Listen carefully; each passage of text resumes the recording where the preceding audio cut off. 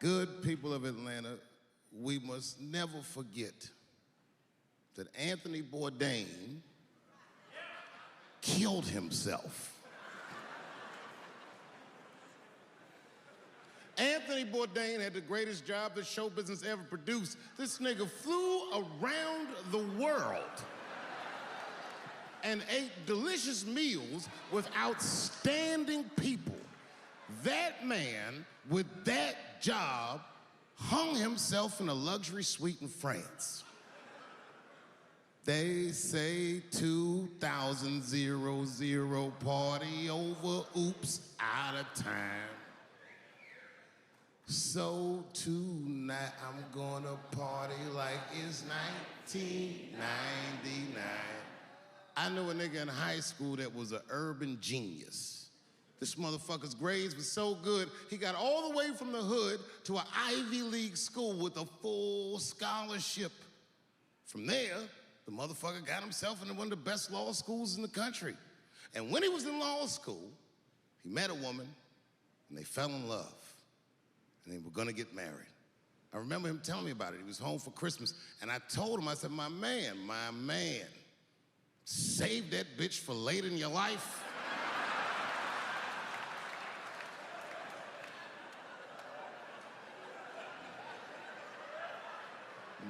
But he's in love.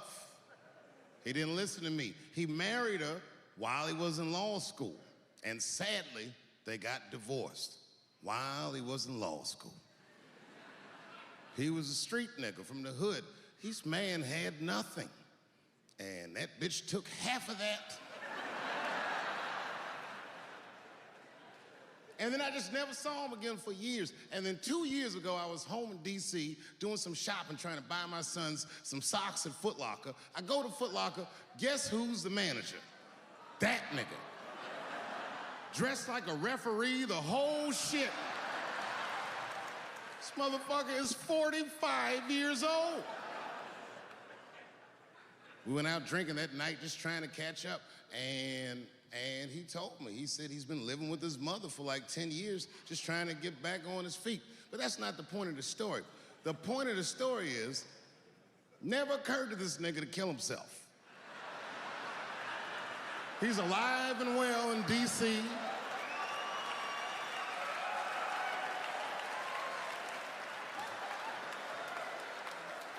I even suggested to him that he should try it out. Like, I don't know, nigga, he might,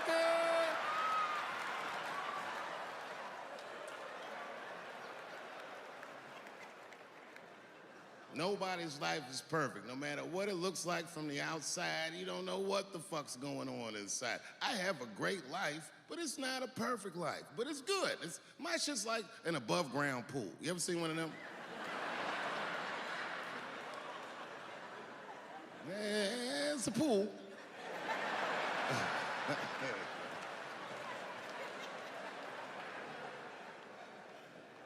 So in that spirit, tonight, I thought I'd start my show a little differently. Tonight, I'm gonna do something that I'm not particularly good at, but that I like to do. Tonight, I'm gonna try some impressions out.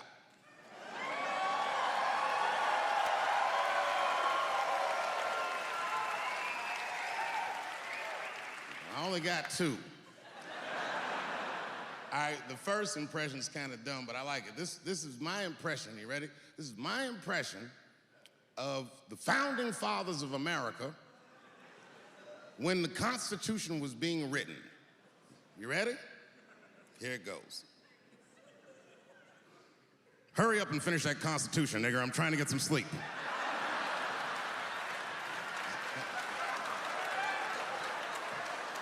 It's not bad, right? All right, the next one.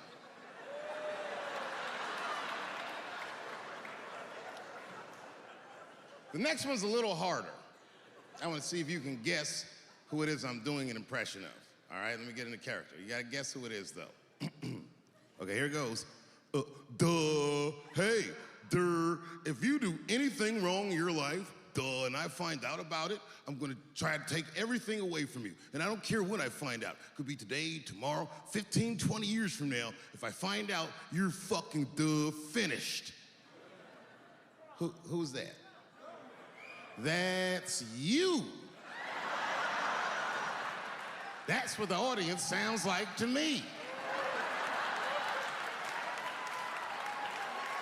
That's why I don't be coming out doing comedy all the time, because y'all niggas is the worst motherfuckers I've ever tried to entertain in my fucking life. Oh. I'm goddamn sick of it. This is the worst time ever to be a celebrity. You're gonna be finished. Everyone's doomed.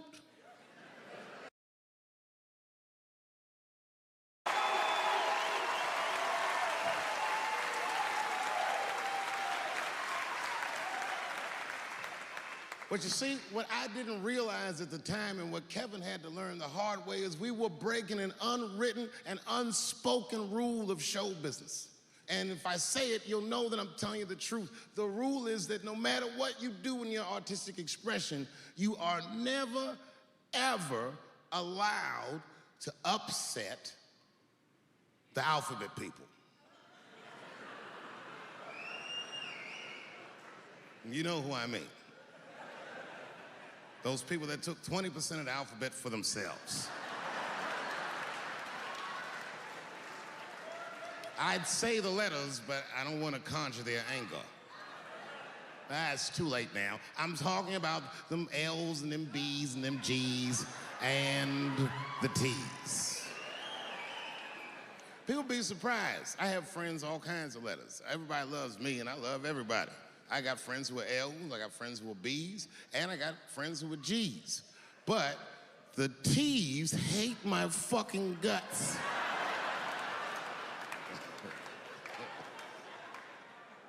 And I don't blame them. It's not their fault, it's mine. I can't stop telling jokes about these niggas. I don't want to write these jokes, but I just can't stop.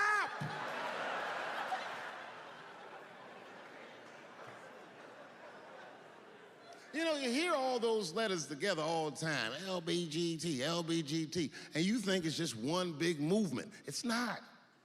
All those letters are their own movement. They just travel in the same car together. And my guess is,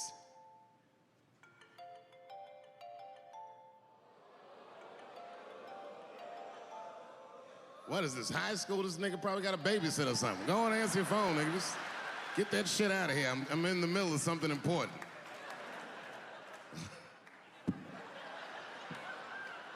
Wouldn't it be funny if we made fun of him? He was like, and he went outside like, hello? Mama's dead. Oh, no! Mama's dead.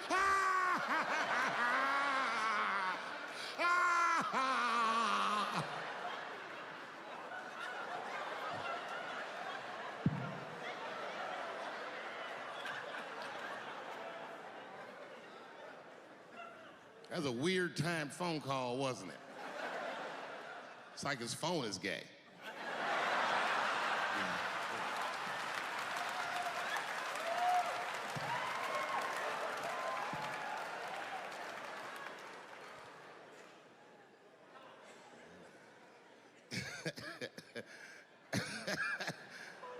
Like I was saying,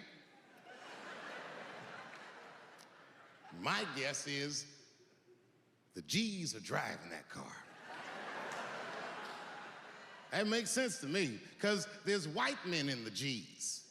And these people are trying to get around discrimination and oppression. And you know how white dudes are.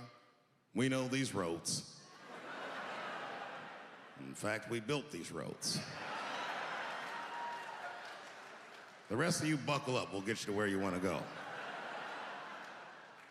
So the G's are just driving the car. Of course, next to the G's in the passenger seat is the L's. Everybody likes the L's, except for the G's. I don't know what that's about. I just know the G's don't like them that much. And the G's always say like little subliminal digs on them. It's unnecessary shit. It's not mean, but you know what I mean? They just be like, I wouldn't wear that. The only thing that breaks the tension between the L's and the G's are the B's in the back seat. That's right, there you go. Everybody scream out when you hear your letter.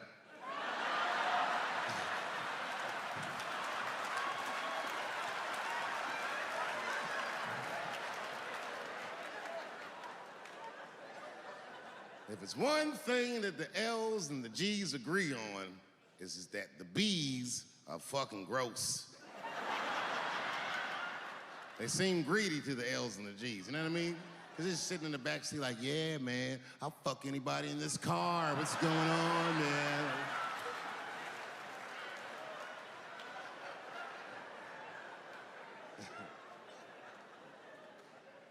And sitting next to the B's, all the way in the back seat by themselves, looking out the window. That's the T's. Everybody in the car respects the T's, but everyone also resents the T's. It's not the T's' fault, but everyone in the car just feels like the T's are making the trip take longer.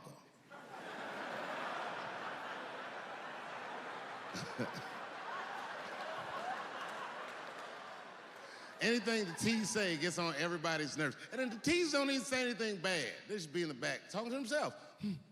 I'm hot. Shut up. Shut the fuck up, okay? Just roll the window down, you bitch. I don't know what you... What? Just said I was hot.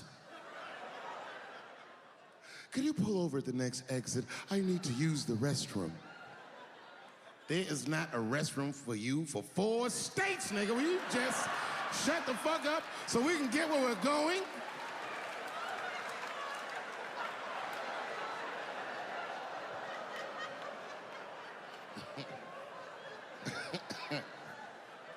And just when that car can't get any more tense, the Q's are a hitchhiker that they pick up on the road.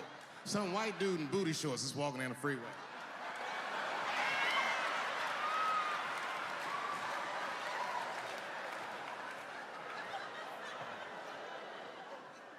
G's see him. That guy might be one of us. Hey, are you okay? Need some help? And he come over there with them booty shorts leaning on the window. Hey, what's going on, fellas? Lady. Whatever pronoun makes you feel comfortable in the back.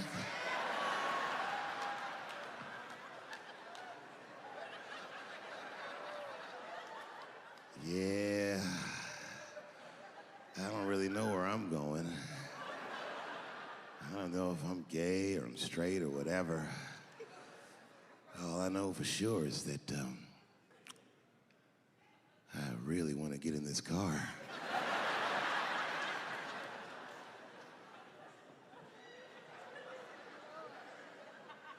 And they make him get in and sit in between the B's and the T's. I feel bad for T's, but they're so confusing. And it's not all my fault. I feel like they need to take some responsibility for my jokes. Because I didn't come up with this idea on my own. This idea that a person can be born in the wrong body. But they have to admit, that's a fucking hilarious predicament. It's really fucking funny. If it happened to me, you'd laugh, wouldn't you? That wouldn't be funny if it happened to me? I think it would be. What if it did? What if I was Chinese, but born in this nigga body? That's not funny. And for the rest of my life, I had to go around making that face. Hey everybody, I'm Chinese! And everyone get mad. Stop making that face, that's offensive. What? This is how I feel inside.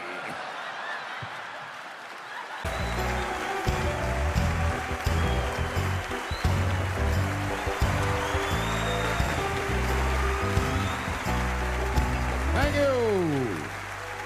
Thank you. Thank you.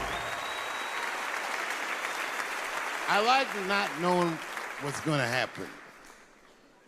I like making memories. Sometimes I do all this crazy shit around my colleagues just so that they can tell their friends I did it. But rather than talk about myself, just briefly, I want to just talk about my genre. stand-up comedy is an incredibly American genre. I don't think any other country could produce this many comedians. And unbeknownst to many people in this audience, I don't think there's opinion that it exists in this country that is not represented in a comedy club by somebody. Each and every one of you has a champion in the room. We watch you guys fight, but when we're together, we talk it out. I know comics that are very racist, and I watch them on stage, and everyone's laughing, and I'm like, that motherfucker means that shit. Don't get mad at them, don't hate them. We go upstairs and have a beer, and sometimes I even appreciate the artistry that they paint their racist opinions with. Man, it's not that serious. The First Amendment is first for a reason. The Second Amendment is just in case the first one doesn't work out. We gotta let some air out of the ball, man. The country's getting a little tight. It doesn't feel like it's ever felt in my lifetime. So tonight, I am honored that my colleagues are here in comedy and in music.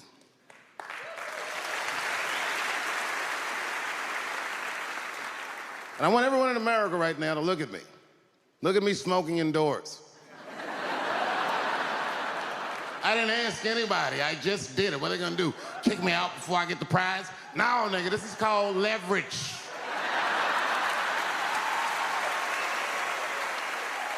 The thing that I liked best about tonight was that I saw so many people from different parts of my life, like friends that I grew up with here in DC, friends of mine from Ohio then and now, friends of mine from comedy clubs, all the fucking musicians that blew my mind. You guys have no idea how you inspired me. I want to give a special shout out to my OG, Tony Woods. Miles Davis has a quote. It's one of my favorite. Miles Davis said so much cool shit, but one of the things he said I always loved, he said, it took me years to learn how to play like myself. You know, he would watch other musicians and he would try to play like Dizzy or Bird, or all the guys who were great. Tony Woods was my Dizzy and Bird if I was a Miles. I was trying to play like you. You were the first person I ever saw do it absolutely right. You were fearless and you told the truth. There's something so true about this genre, when done correctly, that I will fight anybody that gets a true practitioner of this art form's way, because I know you're wrong. This is the truth, and you are obstructing it. I'm not talking about the content, I'm talking about the art form. Do you understand? Do we have an agreement? And what I really wanted to say tonight, and I'm glad I get the platform to do it, I'm gay. I am gay, and I can't wait to see what this does for my career, being gay like this. So many special shout outs. One of the main architects of the comeback of the century, my brother and my mentor, the mighty Stan Lathan. I never dreamed that I would be able to work with someone as great as you. These last 5 specials, straight fire. I wouldn't want to do another special with anybody else but you. So eat your motherfucking vegetables and live as long as you can, because we doing a few more of these bitches. Neil Brennan, your speech made me cry, because it reminded me of all those hard days of work and all that money I never got for it. The other real special shout out I gotta make, because none of this would have been possible on any level without this person, is my mother. Mom. My mother. Mom. You have no idea what I put this woman through. If you had just given birth to me, that would have been more than enough. But the fact that she raised me and raised me well, we had a real oral tradition in our house. I knew the word griot when I was a little boy. A griot was a person in Africa who was charged with keeping the stories of the village everyone would tell a griot the stories and they would remember them all so that they could tell future generations. And when they got old, they'd tell them to someone else. And they say in Africa, when a griot dies, it's like a library was burnt down. And my mother used to tell me, before I ever thought about doing comedy, she said, you should be a griot. And she'd fill me with every story of black life. You know, she's educated in African-American studies, and she would let me understand the context that I was being raised in, that I'm being raised in a hostile environment that I have to tame. By the time I was 14 years old, I was in nightclubs, mastering an adult world. It was terrifying. The crack epidemic was going on, and my mother would hear gunshots outside and be scared to death. Maybe it's my son. But early in my career, if you remember, Mom, you used to sit in the club with me.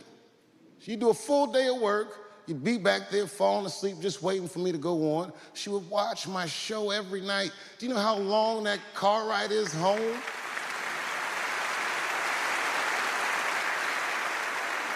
How many of you have ever heard your mother say, pussy jokes were a little too much tonight, son?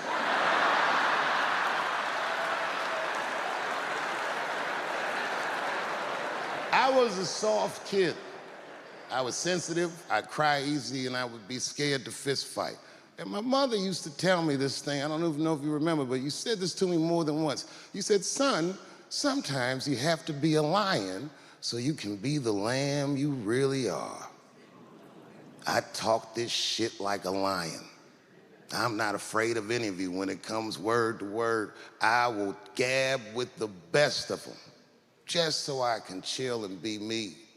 And that's why I love my art form, because I understand every practitioner of it. Whether I agree with them or not, I know where they're coming from. They want to be heard. They got something to say. There's something they notice. They just want to be understood. Love this genre. It saved my life. So tonight, Mom, I would like to honor you in a very special way that I cannot do on my own. But because now I'm a man with great and influential friends, I'd like to ask my man Thundercat to come out on the stage. Thundercat, the Mighty Most Def. Washington, D.C., thank you very much for giving me a home and a place to start. Today is officially Dave Chapelle Day in Washington, D.C. The mayor declared it last night. So, in the future, on Dave Chapelle Day, I ask everyone who wishes to celebrate it to make one incredible memory for themselves and or somebody else. Thank you very much. Good night.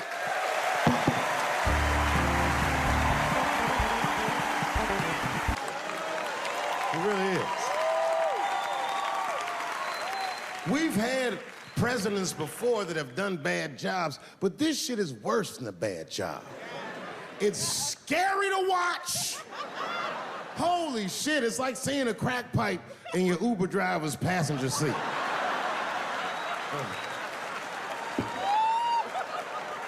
The fuck is wrong with this guy? Yo, he is lunching, nigga. I watched Donald Trump in a press conference, and this motherfucker had all the media gathered, and this nigga literally asked the media to their face to stop finding shit out. I was like, yo, this motherfucker is bugging. And then, I'm not even making this up, his lips started sweating. His lips. Have you ever seen a motherfucker's lip sweat? What the fuck is wrong with this nigga's lips? It's like if you're on a plane, right? You ever been on a plane? I get scared to fly. I do it all the time. I be scared on there. And sometimes the plane will hit turbulence. And then I get nervous. But I always look at the flight attendant, and she looks calm, and it makes me feel calm. But if that bitch's lips were sweating, it's terrifying. Like, yo, nigga, why are your lips sweating? What do you know? And then, I'm not even making this shit up. This motherfucker grabbed the podium, he goes, you don't know how scary the things I read in my briefings are. And I was like, holy shit, man. You ain't supposed to tell us that, bro. That's bad leadership. Even as a parent, you think I'm gonna sit my kids down? Hey, little man, come here real quick. I just wanna holler at you for a second. Yo, I'm 3 months behind on the rent, nigga, and I am worried. Very worried. Go to school and have a productive day, nigga. I was just thinking out loud, getting some shit off my chest. I'm like, what the fuck are you doing, bro? This is bad, man. Jesus Christ. All this motherfucker's ideas sound like high people ideas. Like he doesn't think these things through before he tells us. He just tells us what he's thinking as soon as it occurs to him. This shit sounds nuts. I'm gonna go to China and I'm gonna get those jobs from China and bring them back here to America. For what, nigga? So iPhones can be $9,000? Leave that job in China where it belongs. None of us want to work that hard. The fuck is he thinking? I want to wear Nikes. I don't want to make them shits. What the fuck are you doing? Stop trying to give us Chinese jobs. I am going to bring back coal. Coal? I'm not even exaggerating. I have never in my life even seen a fucking lump of coal. I honestly don't even know what coal is for. If you're gonna have motherfuckers digging around in the dirt looking for shit, find me some trouble. And these trouble prices are getting out of control. It gets any worse, I'm gonna be back down to regular butter like everybody else.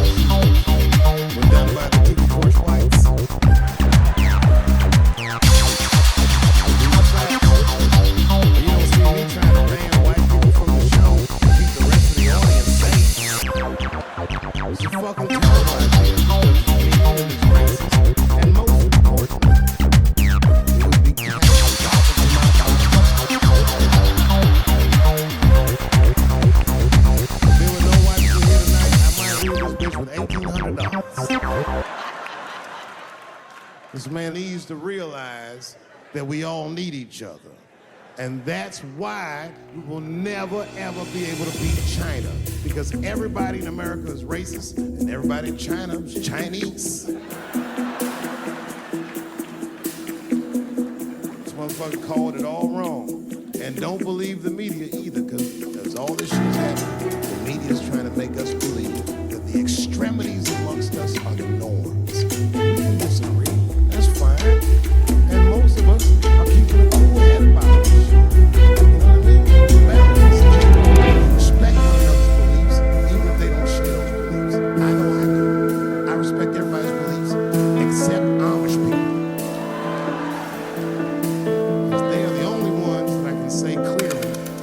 What's wrong? Speed limit is 75 miles an hour in Ohio, and 1 lane of traffic is blocked by a goddamn horse and buggy. Baby God, it's ridiculous. All the Amish people around my way know me, too.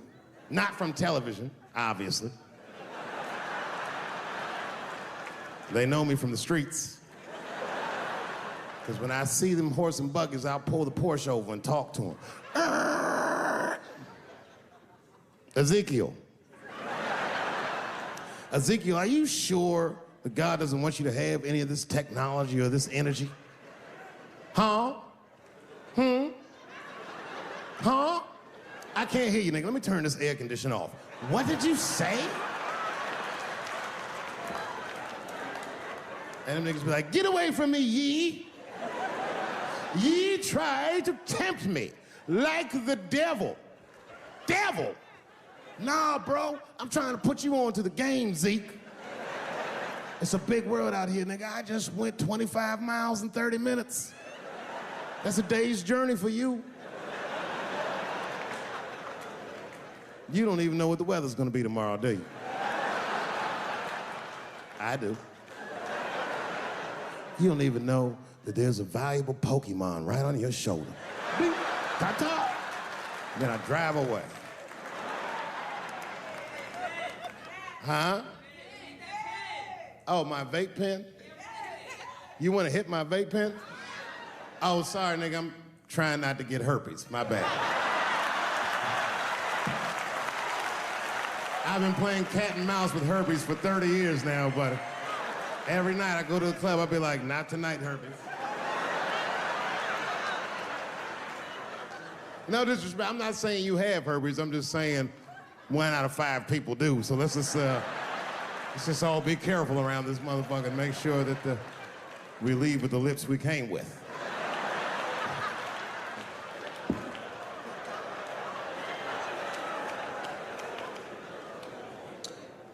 Sometimes I think that the media is hard on Trump, because I'll see shit that they get on him about that doesn't seem bad to me.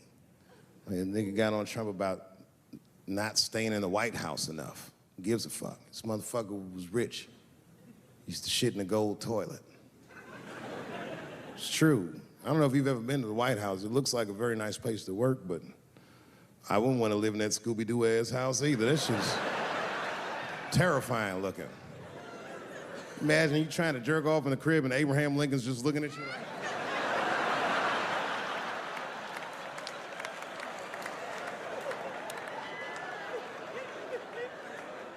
Shit, Bush didn't stay there either. He was rich too. He was like, fuck that, I'm going to my ranch in Texas.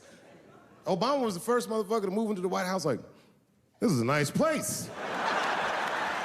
Look at this rug.